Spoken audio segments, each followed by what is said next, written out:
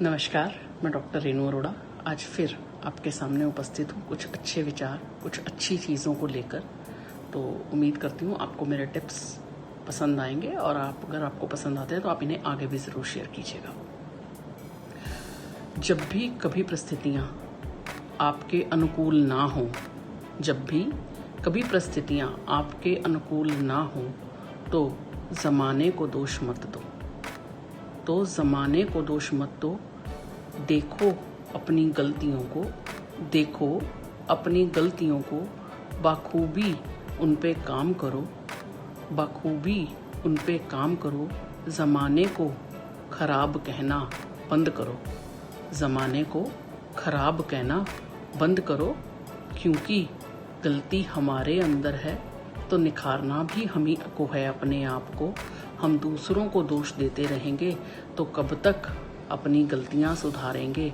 गलतियां सुधारनी है। जब भी परिस्थितियां आपके अनुकूल ना हो तो दूसरों को दोष देना बंद कीजिए और फिर अपनी ज़िंदगी में निखार पर काम करिए कि आप अपनी ज़िंदगी में कैसे निखार कर सकते हैं, कैसे अपना भाग्य निर्माण कर सकते हैं। जब ज़िंदगी में आए हैं तो अपनी मदद के साथ साथ सबकी मदद करना भी सीखिए। ये बड़ा ज़रूरी है।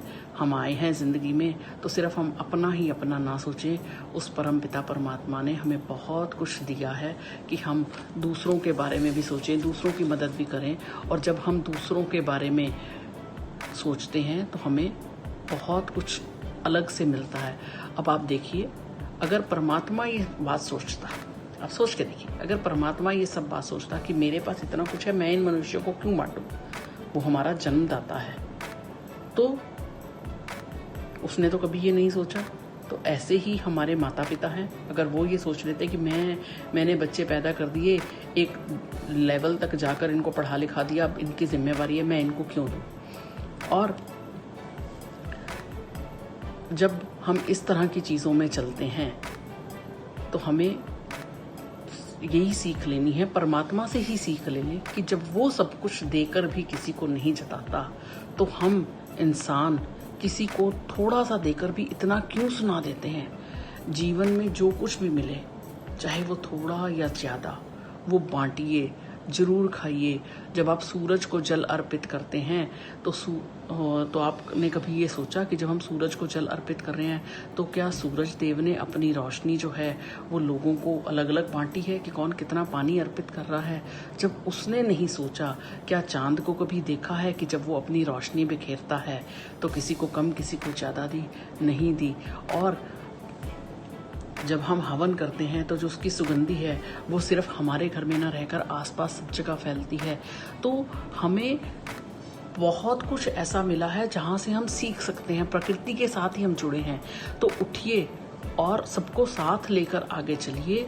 उठाने के दो तरीके हैं, एक तो जो हम टेक्निकल लाइफ में करते हैं कि क्रेन मशीन उठाती है किसी को, दूसरा हम अपना हाथ आगे बढ़ाएं।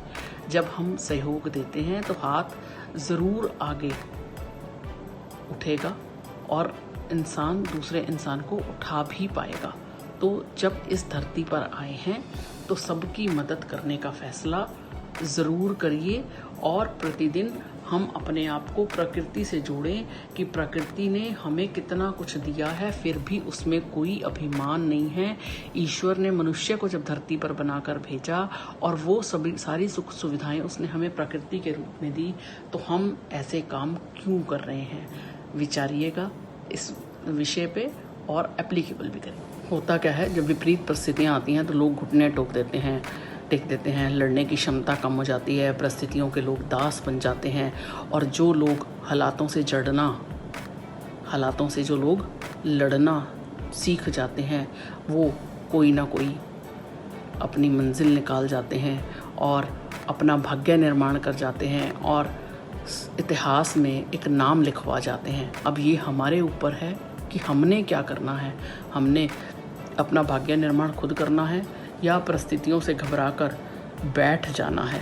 तो कष्टदायक जब परिस्थितियाँ आती हैं उस समय हमारे ऊपर है कि हमने क्या करना है। हमने संयम और सहनशीलता से काम लेना है, हमने एकाग्रता से काम लेना है, कि हमने ये सब चीज़ें छोड़कर बिस्तर लेकर पड़ जाना है कि भैया परिस्थितियाँ हमारे से बाहर हो गई हैं, अब हमारे बस का कुछ नहीं है। तो हमें महान कैसे बनेंगे, हम उन परिस्थितियों में को झेलना तो है ही है जब आप इस ज़िंदगी में आए हैं। तो जब झेलना है तो उठिए, सजग होइए, अपने आसपास को एनालिसिस करिए कि क्या हम लोग इतने मजबूर हैं कि अपनी परिस्थितियों पे पार नहीं पा सकते, जबकि हमारे पास सब कुछ है। प्रकृति ने, भगवान ने हमें सब कुछ देखा है। स्वयं से भाग्य निर्माण करना, मैं नहीं कहती बहुत आसान है, परंतु जब हम विपरीत परिस्थितियों में फंसे हुए हों तो और भी मुश्किल है। इसलिए हमें लगन के साथ बड़ी कड़ी मेहनत भी करनी पड़ेगी, उस दिशा में निरंतर प्रयास भी करने पड़ेंगे, अपने भीतर उत्साह भी जगाना पड़ेगा, अपने लक्ष्य को भी देखना पड़ेगा, अपने पैसों को भी देखना पड़ेगा कि हमारे पास क्या है, और हमें जो काम करना है वो गलत तरीके से भी नहीं करना। अपनी मान, इज्जत, प्रतिष्ठा सबको देखना है, अपने परिवार की परिस्थितियाँ देखनी है, अपने बच्चों की परिस्थितियाँ देखनी है, और हम परिवार में किस जगह पर हैं, समाज में किस जगह पर हैं, हमें वो भी सारी परिस्थितियाँ देख रही हैं। और पर हमें ऐसे लोगों की तरफ भी देखना है कि जो नीचे से उठकर सीधा ऊपर गए हैं। तो हमें प्रेरित करने वाले व्यक्तियों की तरफ देखना है, ना कि उन लोगों की तरफ जुड़ना है जिन लोगों ने हमें नीचे गिरने का प्रयत्न किया है, हमारी टांगे बुरे टाइम में खींचने का प्रयास किया है, बुरे टाइम में हमारे साथ जुड़े नहीं हैं। हम अपना भाग्य निर्माण तभी कर पाएंगे जब हम जिंदगी के सभी कठिन पड़ावों को पार करने की हिम्मत रखेंगे। अगर हम हिम्मत नहीं जुटा पाए तो हम कहीं पहुंच भी नहीं पाएंगे, और फिर हम भगवान को दोषी देते हैं कि भैया ये तो तूने मेरा भाग्य ऐसे लिख दिया था, तूने मेरी किस्मत ऐसे लिख दी थी। तो भगवान ने तो किस्मत तो, क्या कोई माता पिता अपने बच्चे की किस्मत गलत लिखेगा? सिर्फ एक मृत्यु को छोड़कर नहीं लिखेगा ना। तो फिर हम ये कैसे कह रहे हैं कि भगवान ने हमारी किस्मत गलत लिखी? और कहीं ना कहीं वो हमें दंड भी देता है। वो दंड इसलिए देता है कि हम अहंकारी ना हो जाएं। हमारे पास कुछ आ गया तो हम ऐसे ना हो जाएं कि भैया ये तो सब कुछ मेरे पास आ गया, अब मैं हूँ, पैसा और पावर, यही मेरी ज़िंदगी है, यही मेरा जीवन है। तो वो कभी कभी हमें झटके देने के लिए हमें असफल भी करता है कि नहीं, ऐसा ना हो कि आप ही खुदा हो जाएं। जब सबको सब कुछ मिल जाता है तो वो खुद को खुदा मानने लगते हैं। तो फिर कहते हैं ना, ऊपर वाले की लाठी में आवाज़ नहीं आती, वो आता है धीरे से एक लाठी मार के चला जाता है, और हम सोचते रह जाते हैं, हम सोच के भंवर में डूब जाते हैं कि ये क्या हो गया हमारे साथ। तो हमने ऐसा बिल्कुल नहीं करना। हमें अपने भाग्य का निर्माण करने के लिए बड़े पॉजिटिव होकर चलना है, नकारात्मक आलोचना से बचना है। जो लोग हमारी नकारात्मक आलोचना कर रहे हैं उसमें से भी हमें फ़िल्टर करना पड़ेगा कि हमें कौन सी नकारात्मक आलोचना ऐसे है जिसको हम साथ लेकर ऊपर बढ़ने की प्रेरणा मिल रही है। अगर हमें साथ लेकर ऊपर बढ़ने की प्रेरणा मिल रही है, हमने उस आलोचना को स्थान देना है। हमने हर आलोचना को रिजेक्ट भी नहीं करना, क्योंकि आलोचना सुनना भी आना चाहिए। हो सकता है कोई हमें ऐसी आलोचना कर दे कि तेरे में तो बहुत हिम्मत थी, तू कैसे नीचे रह गया, तो वो हमें दोबारा से खड़े होने का साहस दे दे। अरे कैसा व्यक्ति है, अपने परिवार के बारे में ही नहीं सोच रहा, बिस्तर लेके पड़ा है। हो सकता है वो आलोचना हमारे अंदर एक जोश भर दे कि नहीं, मेरे साथ साथ अकेला मेरी ज़िंदगी मेरी नहीं जुड़ी, मेरा परिवार भी साथ जुड़ा है। तो हमें उस तरह से अपने अंदर एक सकारात्मकता, एक पॉजिटिविटी, एक और बड़ी सारी चीज़ों को लेकर भरना है। तो जब हम इन सब चीज़ों को लेकर कठिन परिस्थितियों में खड़े होंगे तो दुनिया की कोई ताकत ऐसी नहीं है जो हमें हमारे मंजिल को पाने से रोके। इनफैक्ट जब हम किसी चीज़ का सोच लेते हैं तो और हम यूनिवर्स में पॉजिटिव तरंगे भेजते हैं तो ऊपर वाला खुद आकर हमारे साथ जुड़ जाता है, हमारी सभी इच्छाओं, हमारी सभी तमन्नाओं को पूरा करने के लिए। और फिर पूरी कायनात जुड़ती है हमारे साथ कि ये उठा है कुछ करने के लिए, तो हम भी इसका सहायता करें। रास्ते दिखते हैं, अंतर मन से आवाज़ आती है कि जो कार्य हम करने जा रहे हैं वो गलत है या सही है।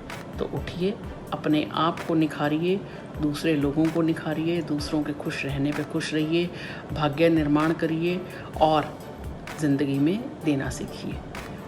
इन्हीं शब्दों के साथ मैं आज अपनी वाणी को विराम दूंगी। अगर आपको मेरी ये वीडियोस पसंद आ रही हैं तो इसे लाइक, कमेंट और शेयर ज़रूर कीजिएगा। अगर आपने मेरा चैनल अभी तक सब्सक्राइब नहीं किया तो उसे सब्सक्राइब कर लीजिए, और मुझे आप इंस्टाग्राम पे भी फॉलो कर सकते हैं, और मेरे मोटिवेशनल कोट्स रिटन फॉर्मेट में drrenuarora.in पे उपलब्ध है, वहाँ पे जाकर आप पढ़ भी सकते हैं। धन्यवाद।